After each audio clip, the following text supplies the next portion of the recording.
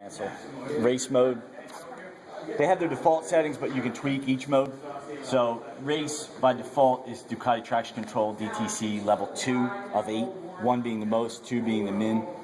It's wet. Engine braking control is by default level 1.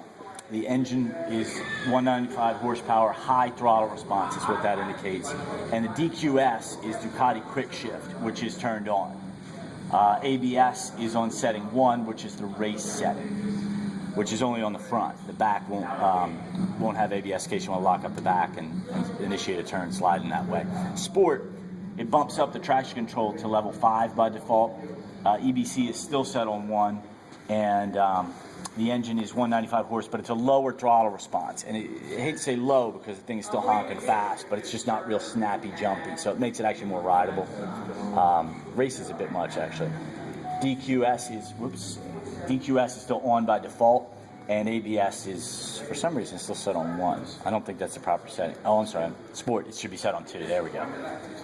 And then wet. Traction control gets maxed out at 8, so you cannot spin that rear wheel at all, so it's very safe in the rain. EBC is set on 1 by default. Again, I don't believe that's correct. It probably should be a different setting. It knocks the horsepower down to 120, which is still really honking fast, let me tell you. And DQS is still on by default. ABS is on level 3, so it's front and back, and the ABS is basically doing everything it can. 3. Yeah. I actually thought ABS might default to 2 in sport mode, but apparently not. Oh, there it is, yeah. I guess I must have been looking at race mode. Sport mode, ABS is on 2. Okay. The EBC didn't change. And you can change these on the fly just by tapping that. They also are going to change the display, which I will show you. In sport mode, and hopefully I don't kill the battery doing this too long. Yeah, you'll charge it. I think it was already in sport mode. Sport, so you got your tack.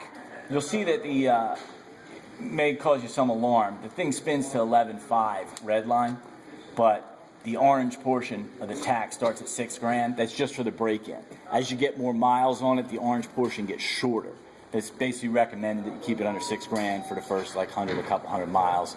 Then once you get some miles on it again, it'll encourage you to rev it higher. It shows miles per hour. Gear position is huge. It's the biggest number on the display. Shows you your odometer, your mode, which again is sport right now, traction control setting, engine braking setting, tells you your quick shift is on, your ABS is on level 2.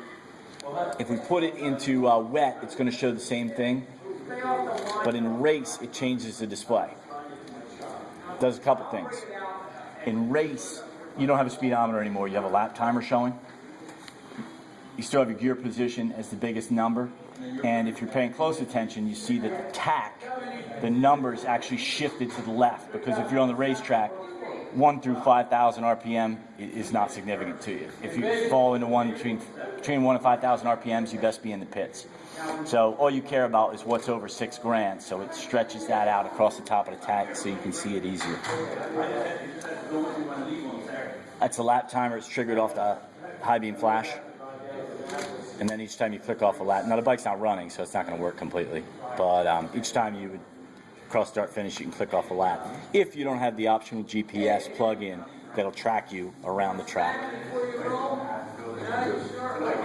I'll go back to show you wet mode. Just like that. Tells you in wet mode, tells you traction control levels higher. DQS is still on.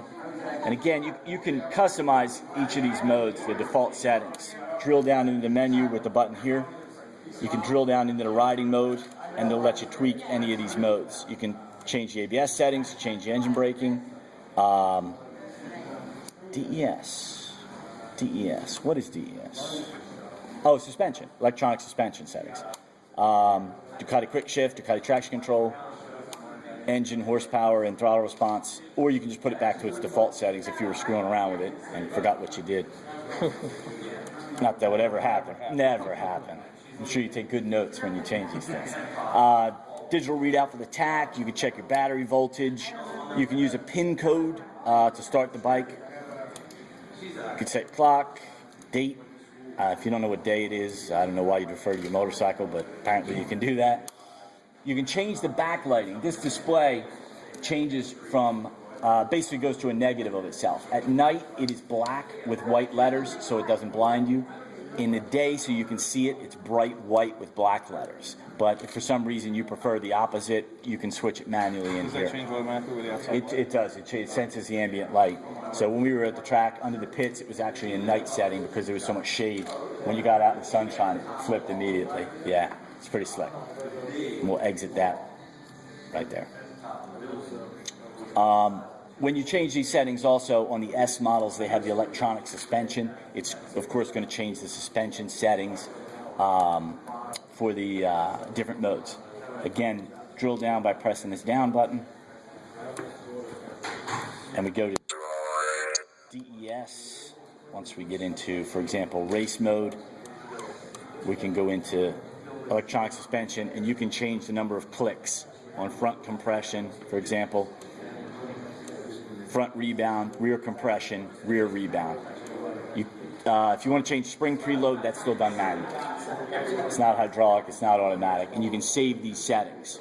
And then again, if you mess around with it, you can always put it back to the default settings. And you can store different settings in each mode for the suspension. Yeah, it's not like it's hard to get to. And that's pretty much how all the cool bits work. Does anybody have any questions about those particular things?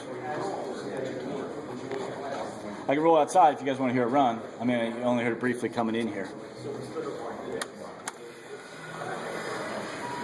You take it back outside, start it up so we don't all choke.